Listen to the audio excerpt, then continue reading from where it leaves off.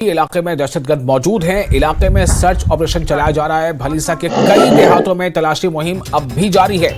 इन इलाकों में 5 से 6 दहशतगर्दों के छिपे होने का खदशा है। सर्च ऑपरेशन में ड्रोन की मदद भी ली जा रही है। मकामी लोगों का ताउन भी लिया जा रहा है।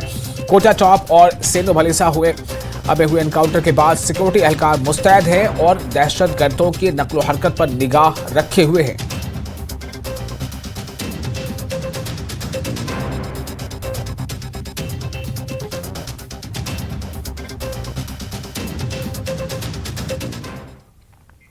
और पुंछ के कनौइया में स्थित लड़कियों के मदरसे में मंगलवार देर रात करंट लगने से एक लड़की की मौत हो गई, जबकि 12 अन्य लड़कियां मामूली रूप से घायल हुई हैं, जिन्हें राजा सुखदेव सिंह जिला अस्पताल में भर्ती कराया गया है। इलाज के बाद उन्हें मदरसा वापस भेज दिया गया, जबकि मृतक लड़की की पहचान 14 वर्षीय मरियम जावेद के रूप में हुई है। वो गाँव खनेतर की रहने वाली है। पुलिस ने कानूनी कार्रवाई पूरी करने के बाद शव को परिजनों को सौंप दिया है।